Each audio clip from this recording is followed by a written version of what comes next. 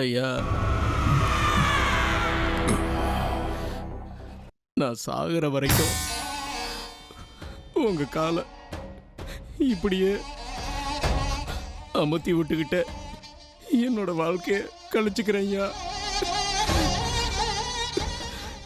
ஆனா என் பொண்ணை மட்டும் விட்டுருங்க ஐயா.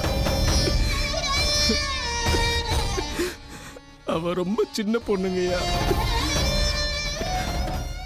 தயவு செஞ்சு அவளை மட்டும் விட்டுருங்க ஐயா.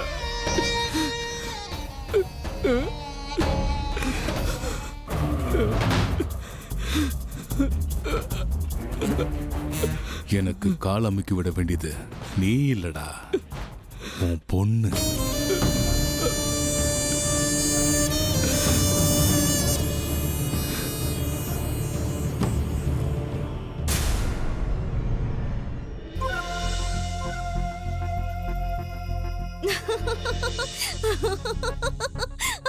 என்னங்கய்யா?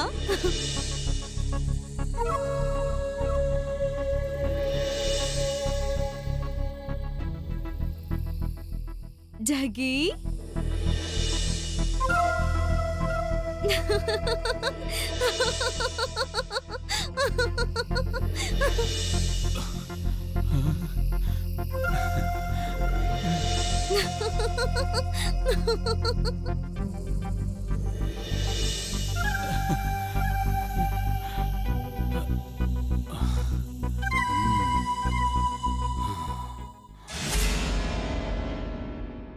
வித்யா, காஃபி குடுக்கட்டுமா இல்ல கொஞ்ச நேரத்துல சாப்பிட்டுறியா?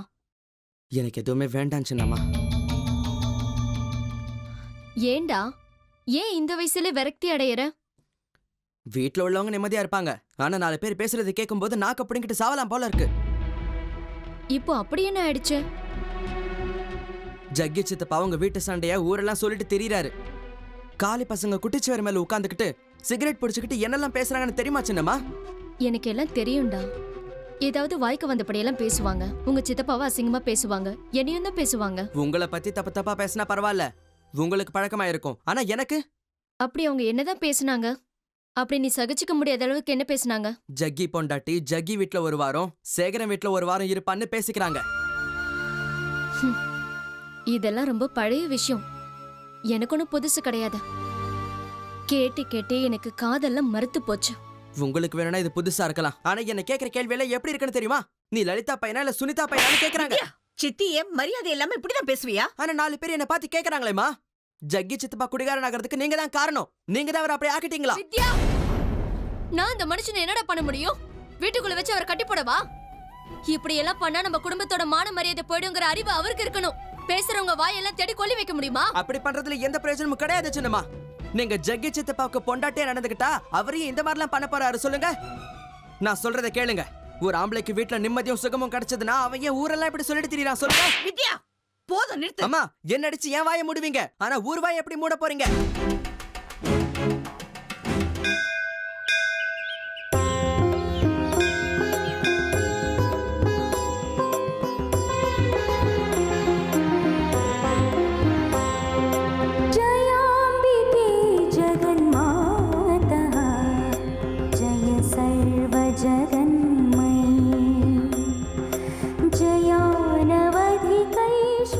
என்ன சேகரா, அம்மன் கிட்ட என்ன வேண்டிக்கிட்ட? பெருசா என்ன வேண்டிக்க போறேன்? தினம் வேண்டிக்கிறது தான் வேண்டிக்கிட்டேன். எல்லாரும் சந்தோஷமா இருக்கணும், எல்லாருக்கும் நல்லது நடக்கணும்னு வேண்டிக்கிட்டேன். கடைசியில உன் சந்தோஷம் போற மாதிரி ஆயிடுச்சே. என்ன சொல்ற? அது இல்ல சேகரா, கேள்விப்படுறதுலாம் தப்பாவே இருக்க. இல்ல, நானும் அதை முழுசா நம்பல. இருந்தாலும் உங்ககிட்ட கேட்டு தெளிவுபடுத்திக்கலான்னு தான் நான் வெயிட் பண்ணிட்டு இருந்தேன். என்ன விஷயம்? நீ எல்லாம் தெரிஞ்சும் தெரியாதவன் போல நடிக்கிற மாதிரி இருக்க. உன்னோட விடுகதைக்கெல்லாம் விடை தேடுற அளவுக்கு எனக்கு நேரம் இல்ல. அதுவும் கரெக்ட் தான். கல்யாண வீடு வேற, 1008 வேலை இருக்கும். அதுக்கப்புறம் என்னால ஏதாவது வேலை முடியணும்னா சொல்லு, நான் கண்டிப்பா உனக்காக செஞ்சு தரேன். இவ்வளவு காலையிலேயே குடிச்சிட்டு வந்திருக்கியா? உன் இஷ்டத்துக்கு உளறிக்கிட்டு இருக்க. யாருக்கு கல்யாணம்? எனக்கும் இப்படி சுத்தி வளைச்சு பேசுறது பிடிக்காது. இப்ப நேரடியாவே உங்ககிட்ட கேக்குறேன். உங்க வீட்டுல ஏதோ கல்யாண பேச்சு அடிபடுறதா கேள்விப்பட்டேன்னு, உண்மையா? யார் கல்யாண விஷயம்? அதுவும் எங்க வீட்டுல? வேற யாருக்கு? உங்க வீட்டுல ஒரு பொண்ணு இருக்காளே மல்லி, அவளை உன் சகல ஜக்கிக்கு கல்யாணம் பண்ணி கொடுக்கறதா இருக்கியாமே. என்னப்பா சத்தத்தையே காணோம்? பூனை கண்ணை முடிச்சுன்னா உலகமே இருண்டு போச்சுன்னு நினைச்சுக்குமா. அந்த மாதிரி இருக்கு உங்க கதை. நீ மௌனமா இருக்கிறத பார்க்கும்போது இது உண்மையா இருக்கும்னு தோணுது.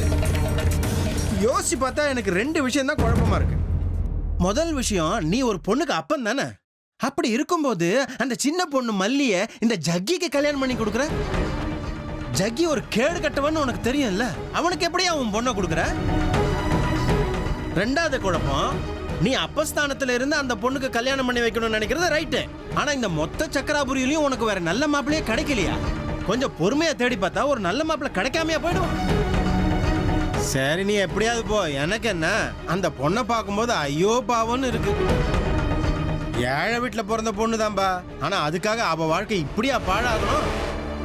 பாவம் அந்த பொம்பளை புள்ள இன்னும் விளையாட்டுத்தனமாவே இருக்கு. அப்படிப்பட்ட பொண்ணு போய் உங்ககிட்ட மாட்டிக்கிட்டு அவஸ்தைப்படுறாள. என்ன பேசுறோன்னு யோசிச்சு தான் பேசுறியா? ஊரே பேசுது, அதை தெளிவுபடுத்திக்கிட்டு தான் உங்ககிட்ட கேட்டேன். நானா யாருக்கிட்டையும் போய் சொல்ல மாட்டேன்.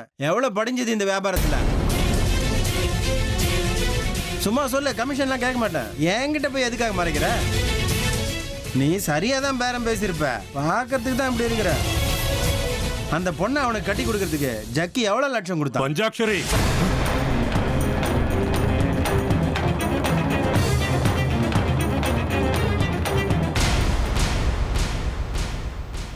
என்னப்பா சேகரா, கையை இறக்கிட்ட? அடே, இப்படி எல்லாம் பேசுறதுக்கு உனக்கு வெக்கமா இல்ல? அம்மனோட சன்னதியில நின்னுகிட்டு கொஞ்சம் கூட பயபக்தி இல்லாம பேசிக்கிட்டு இருக்க. உன் தகுதிக்கு நீ வேற எப்படி பேசுவ? உன்கிட்ட நான் நின்னு பேசிக்கிட்டு இருக்கேன் பாரு. எதுக்காக இவ்வளவு கோவப்படுற? உண்மை எனக்கு தெரிஞ்சு போச்சேன்னு பத்திக்கிட்டு எரியுதோ? என்ன இருக்கிற உண்மையை சொல்லிட்ட பெருசா? உன்கிட்ட யார் இந்த விஷயத்த சொன்னது? மல்லிய நான் அந்த கேடு கட்டவனுக்கு கல்யாணம் பண்ணி கொடுக்க மாட்டேன். ஊர்ல எல்லாரும் இதைத்தான் ஏன் பேசுறாங்க? வாய மூடு. உன்னை பத்தி எனக்கு தெரியாது. இப்படி கேவலமா யோசிக்கிறவனெல்லாம் திருத்தவே முடியாது. இது வரைக்கும் உன் வாயில இருந்து ஒரு நல்ல வார்த்தையாவது வந்திருக்கா? யோசிச்சு பாரு. நாக்குல நரம்பு இல்லங்கிறதுக்காக இஷ்டத்துக்கு பேசிக்கிட்டு இருக்க. இப்ப நான் என்ன அப்படி தப்பா பேசிட்டேன்? பேசுறத பேசிட்டு வாக்குவாதம் பண்றியா? என்னை பத்தி என்ன நினைச்சுக்கிட்டு இருக்க? அந்த மல்லி உனக்கு என்னடா துரோகம் பண்ணா? பாவம், அவ சின்ன பொண்ணு. அவளை பத்தி இப்படி கேவலமான விஷயத்தை பரப்பி அவளை அவமானப்படுத்துறியா? இனிமே இந்த மாதிரி பேசுன என்ன பண்ணுவேன்னு எனக்கே தெரியாது. உன்னை நான் கடைசியா எச்சரிக்கிறேன். இனி இந்த மாதிரி தப்பான விஷயத்தை பரப்புன அப்புறம் நான் சும்மா இருக்க மாட்டேன், சொல்லிட்டேன். ஜாக்கிரதை. ஜக்கி மல்லிக்கு மோதிரம் போட்டு விடுறத நான் என் 2 கண்ணால பார்த்தேன். ஜக்கியே என்கிட்ட வந்து சொன்னா அவன் மல்லியை தான் கல்யாணம் பண்ணிக்க போறானா. ஒரு பொண்ணுக்கு மோதிரம் போட்டு விட்டா நிச்சயதார்த்தம் ஆன மாதிரி தானே.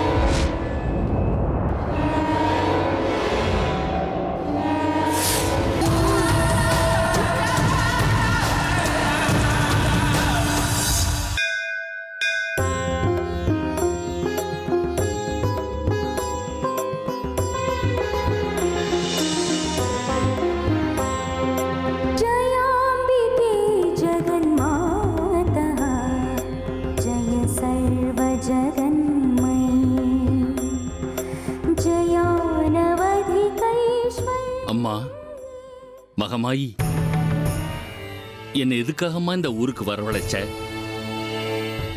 என்னால என்ன காரியம் ஆகணும்னு உத்தரவு போடு தாயே.